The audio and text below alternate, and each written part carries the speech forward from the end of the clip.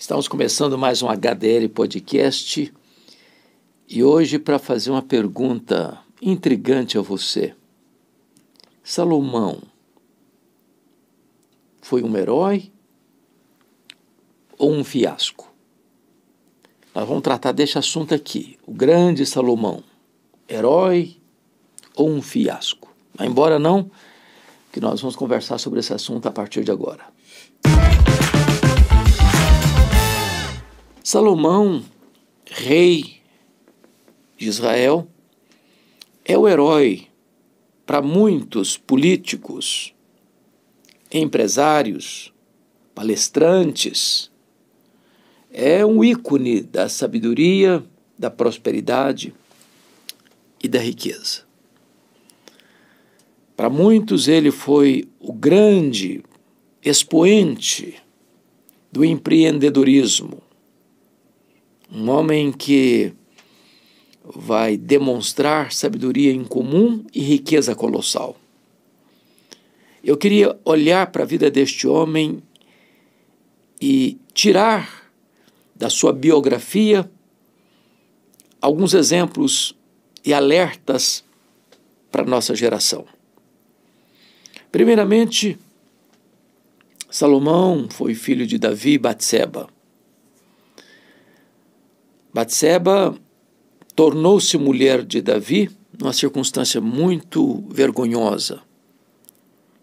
Ela era mulher de um soldado de Israel, um dos valentes de Davi.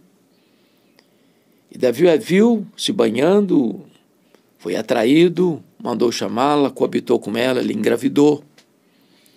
E Davi viu-se encurralado, porque o marido da mulher estava na guerra, e ele então mandou trazê-lo e percebeu que a situação era tão complicada que não dava para administrar a situação, então ele mandou matar o marido da mulher, de Batseba, e casou-se com ela, e o filho do adultério morreu. Agora o segundo filho é Salomão, e Deus amou Salomão. E Deus disse para Davi que Salomão, o filho de Batseba, haveria de sucedê-lo no trono. Então, esse menino foi criado com muito desvelo. Foi chamado também de Gedidias, o amado do Senhor. Salomão, o homem da paz, o pacífico. E ele cresceu assim, sabendo que ele seria o sucessor do seu pai, uma vez que Davi foi o maior rei de Israel. Mas ele enfrentou dois problemas, porque seu irmão, Absalão, conspirou contra o pai para matar o pai e para tomar o trono do pai, mas não logrou êxito. Absalão foi morto nessa empreitada de rebelião. Agora Davi, já no final da vida, já velho, já acamado, enfrenta um outro problema, porque seu filho Adonias usurpa o poder, se autodeclara rei, convoca os irmãos para participarem da festa de posse, e então ele se declara o sucessor do pai, ainda que o pai ainda estivesse vivo. Por intervenção do sacerdote e de Batseba, Davi ainda tem forças e disposição para reverter o quadro, para chamar Salomão, para mandar ungir Salomão, para trazer Salomão para sentar no trono e proclamar a Israel que Salomão era um novo rei. Isso levou Adonias a ficar numa situação de muito desconforto, e Adonias precisou se refugiar no templo, e mais tarde ele não cumpriu as ordens de Salomão e morreu pelas mãos de Salomão. Salomão então começa o seu governo de uma maneira muito positiva, humildemente pedindo a Deus, porque Deus disse para ele: você pode pedir o que você quiser. E ele não pediu riqueza, ele não pediu a morte dos seus inimigos, ele pediu a Deus discernimento, sabedoria para governar o povo. Deus agradou-se do seu pedido e Deus deu a ele sabedoria incomum e riqueza colossal, a ponto da Bíblia afirmar que ele foi o homem mais sábio da sua geração e o homem mais rico da sua geração. Deus deu a ele paz nas fronteiras. Deus deu a ele prosperidade dentro dos muros. E ele teve um reinado próspero, conquistando terras, conquistando povos, recebendo tributos, recebendo proventos de todos os lugares do mundo, a ponto de tornar-se um rei opulento de um reino muito, muito, muito poderoso. É muito importante que Deus deu a ele também o privilégio de realizar o sonho de seu pai, porque o sonho de Davi era construir o templo para adoração a Deus em Jerusalém, para que a Arca da Aliança não ficasse em tendas, mas fosse colocado no templo. Davi chegou a reunir toda a riqueza necessária para a construção do templo. Ele mesmo doou do seu próprio ouro, das suas próprias riquezas, as dádivas necessárias para a construção do templo. E foi Salomão quem teve o privilégio de erguer e erigir em Jerusalém o magnificente templo de adoração a Deus. Além do templo tão belamente construído, tão regiamente construído, com os metais mais nobres, com as madeiras mais nobres, também ele edificou em Jerusalém palácios, de tal maneira que o seu reino era um reino de muita riqueza e de muita opulência. Mas notem, eu vou pedir permissão a você para trazer à sua memória esclarecida algo muito curioso. Porque muito tempo antes, 500 anos antes, na época de Moisés, Deus, sabendo que chegaria um dia em que Israel pediria um rei, estabelece já lá na lei, conforme Deuteronômio 17, 14 a 20, os critérios, o job description para o rei de Israel. E Deus estabelece 3 condições e uma orientação.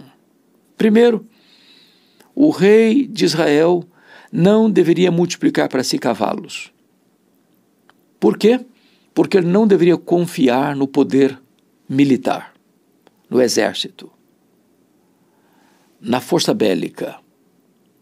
Segundo, o rei de Israel não deveria acumular para si ouro, para não confiar na sua riqueza, na sua opulência econômica.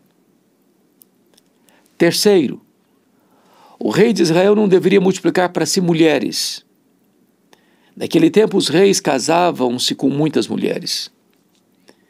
E a questão não era tanto a questão de devassidão moral ou poligamia, mas esses casamentos eram casamentos diplomáticos, políticos, de alianças com outros povos, outras nações. E o risco que estava por trás é que essas mulheres, oriundas de diversas nações pagãs, com as suas crendices, com as suas divindades, com sua idolatria, haveria de, ao vir para Jerusalém, num casamento poligâmico, fazendo parte do harém do rei, acabava assim corrompendo o coração do rei e induzindo o rei à idolatria. Então Deus estava estabelecendo esses critérios para prevenir o futuro rei de Israel contra esses perigos. Mas mais do que isso, o rei de Israel haveria de escrever essas normas num livro. E esse livro deveria estar na sua mesa. E ele deveria ler essas orientações todos os dias para as cumprir, para que o seu coração ficasse sempre antenado com este projeto divino para o futuro rei de Israel. Pois bem, Salomão, ao longo do tempo, de 40 anos de reinado, vai perdendo esses princípios. Ele foi um homem extraordinário, é bem verdade. Enquanto ele temeu a Deus, enquanto ele serviu a Deus, Deus o fez prosperar, Deus o fez um homem conhecido no mundo todo. As nações admiravam da sua sabedoria. Ele escreveu na sua juventude o livro de Cântico dos Cânticos, ele escreveu na sua maturidade o livro de Provérbios, ele escreveu na sua velhice o livro de Eclesiastes, ele escreveu milhares de provérbios, cânticos, foi um homem entendido de ciência biológica, zootecnia, ele teve uma cultura enciclopédica, mas Salomão começa a desviar-se da rota ao transgredir todos esses preceitos estabelecidos por Deus para um rei de Israel. Primeiramente, ele multiplica para si cavalos e ele ajunta milhares e milhares de cavalos, trazendo esses cavalos da Cilícia e do Egito, contrariando o preceito de Deus. Ele multiplica para si ouro sem conta, deixando o seu coração se envaidecer por causa dessas muitas e muitas e muitas riquezas. Ele multiplica para si mulheres, a ponto de ter 700 mulheres princesas e 300 concubinas. O seu harém era o maior harém, talvez, do mundo. E assim ele vai quebrando preceito por preceito. É curioso que lá em Eclesiastes, capítulo 2, nós vamos encontrar que ele viveu na opulência. Durante os 40 anos do seu reinado, ele viveu regiamente, nababescamente, com mesas muito fartas, e ele estabeleceu que cada província do seu reino deveria bancar as contas palacianas por um mês, em rodízio. De tal maneira que ele viveu no luxo, mas foi o povo que precisou pagar a conta da sua riqueza, do seu luxo, das suas regalias palacianas. E vale destacar que este homem começa a viver para o prazer. Eu vou ler para você aqui Eclesiastes capítulo 2, versículo de 1 a 11, que ele começa a fazer muita coisa, mas não é pensando no povo. Não é para o benefício do povo, é para o seu desfrute, é para o seu deleite. Ou seja, em vez do rei viver para atender às necessidades do povo, para ser um diácono do povo, para ser um servidor do povo, ele foi rei para que o povo pudesse servi-lo, o povo pudesse atender às suas regalias tão exorbitantes. E em Eclesiastes capítulo 2, ele começa a buscar a felicidade na bebida, se entregou à bebida, começou a buscar festas, começou a grandes realizações. Veja você, Eclesiastes 2,4 diz: empreendi grandes obras, edifiquei para mim casas, plantei para mim vinhas, fiz jardins e pomares para mim, e nesses plantei árvores frutíferas de toda espécie, fiz para mim açudes, comprei servos e servas, possuí bois, amontoei também para mim prata e ouro, cantores e cantoras. Note que ele fez tudo isso para ele, para mim, para mim, para mim. Ou seja, é um rei rico governando um povo pobre. Mas ele diz mais ainda, ele tornou-se um homem tão apaixonado pelas coisas da carne que ele diz, ele se proveu dos filhos dos homens, mulheres e mulheres, a ponto de ter 1000, podendo rodiziar, ficando com a mulher e só repeti-la daqui a 3 anos. Este homem tornou-se famoso, a ponto de dizer, engrandeci-me e sobrepujei-me a todos. Ele estava no centro do universo. Tudo girava em torno dele. Ainda diz mais, tudo quanto desejar os meus olhos eu não neguei, não privei o coração de alegria alguma. Ou seja, tornou-se um rei hedonista, que viveu no luxo, no fausto, com banquetes opíparos, tendo na sua mesa mais 1000 mulheres, mais os comensais, mais os ministros, mais os líderes. Ou seja, o palácio era uma festa permanente durante 40 anos. Quem pagava a conta? O povo. A ponto dele fazer outra coisa terrível. Ele começou a instituir a escravidão e tinha feitores de escravos. Ou seja, enquanto o rei está vivendo no luxo, no ouro, nas pratas, nas pedras preciosas, em palácios de cama de marfim, de trono de marfim, coberto de ouro, o povo estava lá na ponta, ralando, debaixo do açoite, trabalhando forçado para manter as regalias de um homem que quer viver no luxo e não se importa com o povo, mas explora o povo para viver no fausto e na riqueza. Esse não era o projeto de Deus. Aliás, o projeto de Deus para o líder é de um líder servo. É por isso que o maior de todos os líderes, o Filho de Deus, sendo Deus, não julgou como usurpação ser igual a Deus. Antes a si mesmo se esvaziou, assumindo a forma de servo, humilhando-se até a morte e morte de cruz. Ele não veio para ser servido, ele veio para servir. E este é o modelo do líder dentro do projeto de Deus, que quanto maior você for, mais servo de todos você deve ser. Então não era o projeto de Deus que o rei vivesse nababescamente às custas de um povo que estava sendo esfolado, explorado por pesados tributos. Mas o rei Salomão, ainda nessa descida, nessa ladeira abaixo, ele comete outros erros. Primeiro, ele está vivendo no luxo. Segundo, ele está vivendo na exploração do pobre.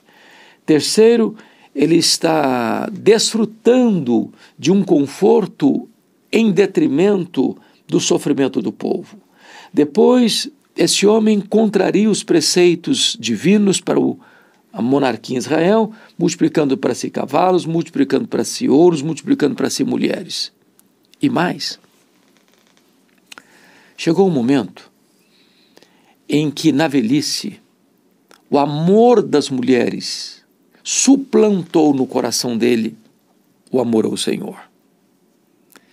E esse homem que foi tão fiel e zeloso em edificar a casa de Deus, agora vai construir capelas, santuários para deuses pagãos, defronte ao templo de Jerusalém.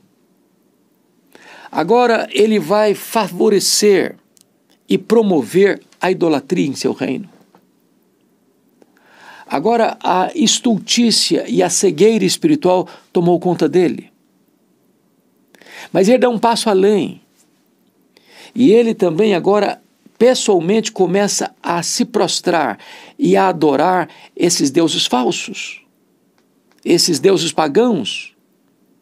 Seduzido e induzido pelo amor de suas mulheres, ele se torna um idólatra. Ele vai ao fundo do poço. Ele perde por completo seu compromisso com Deus. A sabedoria que ele havia recebido tornou-se estultícia. A riqueza que ele havia acumulado era para o seu conforto, em detrimento do povo que trabalhava debaixo da chibata e do povo que recebia como recompensa pesadíssimos tributos e impostos. É o rei rico e o povo pobre. Parece-nos que esse problema é um problema recorrente, porque quanto mais insensato é um líder político, é um governante, mais ele pesa a mão sobre o povo, aumentando impostos. E isso não é um ato sábio, porque ele, em vez de ele promover a riqueza, em vez dele facilitar para os empreendedores, em vez de facilitar para que os empresários possam crescer e assim ter mais emprego e poder pagar melhor os seus assalariados, ele vai minando, ele vai solapando a economia, buscando viver alienado do povo no luxo, no fausto, na riqueza, na pompa, enquanto lá na ponta gente está gemendo, gente está com o pescoço esfolado pela canga de pesados tributos. Foi isso que aconteceu com Salomão. Mas Deus então fica irado com ele e diz para ele que o seu reino vai ser tomado dele.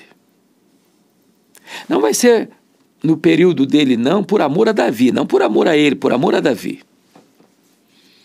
E Deus indicou então, por meio do profeta Aías, que Jeroboão, que era um feitor de escravos, empregado de Salomão, seria esse homem. Salomão então persegue esse camarada para matá-lo, e ele tem que fugir para o Egito, para as sombras do faraó, para não ser morto por Salomão.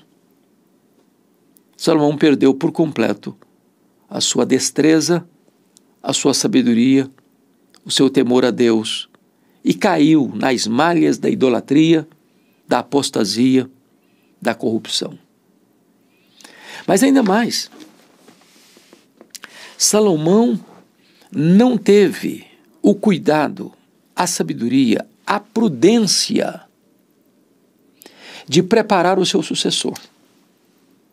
Alguém já disse, e eu concordo, sucesso sem sucessor é fracasso. Depois de 40 anos de reinado, com a morte de Salomão, o seu filho Roboão assume o governo. Quando Salomão começa a reinar, Roboão tem apenas 1 ano. Roboão viveu no palácio 40 anos. Menino mimado, criado a pão de ló, banquete todo dia, música todo dia, festa todo dia, luxo todo dia, regalia todo dia. Não sabia o que era luta, não sabia o que era sofrimento, não sabia o que era a dor do povo, não estava acompanhando o sofrimento dos seus súditos, e ele assume o governo nessa conjuntura. Quando ele assumiu o governo, esse cidadão, Jeroboão, retorna do Egito, lidera o povo para uma audiência com o rei Roboão. E eles disseram, por meio de Jeroboão, o seguinte: olha, rei, Salomão pesou demais a mão sobre nós. Ele viveu no luxo, mas nós vivemos debaixo da canga de pesados impostos e tributos. Então viemos aqui fazer uma reivindicação. Abaixa os impostos, alivia os tributos, nos permita respirar. Nós estamos pagando, nós estamos trabalhando apenas para pagar a conta do rei. Nós queremos também usufruir um pouco do fruto do nosso trabalho. Nós temos os nossos filhos, nós precisamos dar a eles uma vida digna. Alivie os impostos e nós seremos fiéis. E nós nos comprometeremos em servi-lo e acompanhá-lo e honrá-lo no seu reinado. O filho de Salomão escutou essas reivindicações e foi buscar conselhos.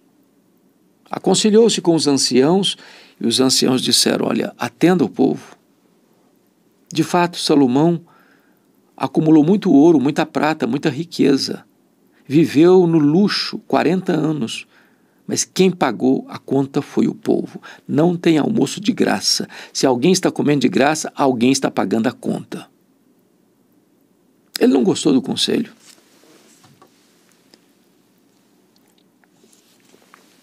Ele foi buscar aconselhamento com os jovens, talvez criados como ele, sem experiências da vida, sem ter que pagar a conta.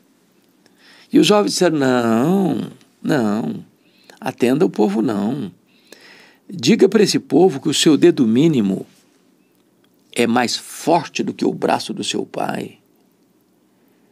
Que o seu pai os afligiu com açoites, mas você vai afligi-los com escorpiões. Faça esse povo tremer nas bases, porque esse povo só vai ser submisso a você se você engrossar a voz, engrossar o caldo para o lado deles. E Roboão, filho de Salomão, sem qualquer sabedoria, acolhe o péssimo conselho dos jovens e vai resultar numa rebelião. Jeroboão capitaneia e lidera o povo e provoca uma cisão. 10 das 12 tribos de Israel seguiram a liderança cismática de Jeroboão I. Só as tribos de Judá e Benjamim ficaram fiéis à dinastia davídica, debaixo do governo de Roboão. 10 tribos fugiram de debaixo do guarda-chuva de Roboão e foram servir a Jeroboão, que formou um outro reino, concorrente e rival do reino do sul, do reino de Judá. Esse Jeroboão I teve a oportunidade de acertar as coisas, mas insensatamente ele tomou a decisão errada. O que é que ele fez? Construiu novos templos. Lá no norte em Dan, lá no sul em Betel, fez 2 bezerros de ouro, colocou um em Dan e outro em Berseba e disse para o seu povo: não é preciso ir a Jerusalém para adorar. Vamos adorar aqui mesmo. Nós agora temos novos deuses, novos templos, novos sacerdócios, novas liturgias. Agora nós vamos fazer a coisa do nosso jeito. E preste atenção nisso. Preste atenção nisso. Esse reino, chamado Reino de Israel, o Reino do Norte, também chamado de Efraim às vezes, durou de 931, na morte de Salomão, até 722. Nesse período nós tivemos 19 reis, em 8 famílias diferentes governando. Todos esses 19 reis andaram no caminho de Jeroboão, ou seja, não se apartaram da idolatria. Se curvaram aos bezerros de ouro. Chafurdaram-se na idolatria mais tosca. Essa tragédia toda da idolatria que governou as 10 tribos de Israel até o seu exílio na Assíria ou pela Assíria em 722, nasceu dentro do palácio de Salomão. Todos os 19 reis foram maus. Jeroboão I, Nadab, Baasa, Elá, Zinri, Onri, Acabe, Acasias, Jorão, Jeú, Jeoacás, Jeoás, Jeroboão II, Zacarias, Salum, Menahem, Pecaías, Peca e Oséias. Desses 19 reis, vários foram assassinados. E o regicida, o assassino do rei, é quem assumiu o trono. Por exemplo, Elá foi assassinado por Baasa. Nadab foi assassinado por Baasa. Elá foi assassinado por Zinri. Zinri cometeu suicídio. Jorão foi assassinado por Jeú. Zacarias foi assassinado por Salum. Salum foi assassinado por Manaém. Pecaías foi assassinado por Peca. Oséias foi levado cativo para a Síria, para Nínive. Veja você que essa confusão das 10 tribos do norte, mergulhadas na idolatria, na feitiçaria, no culto a Baal, adoração de bezerros de ouro, o trono, um centro de conflito, de intrigas, de traições, de conspirações, tudo isso nasceu dentro da casa de Salomão.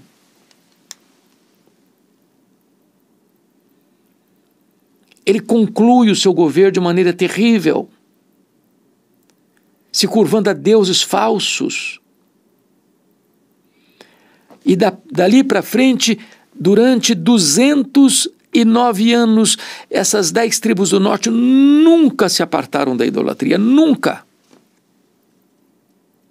Então eu preciso afirmar que Salomão, em vez de ser um herói, termina o seu reinado e deixa um legado que foi um verdadeiro fiasco. Fiasco. Agora, lição. Isso é um alerta para nós. Porque não basta começar bem, é preciso terminar bem.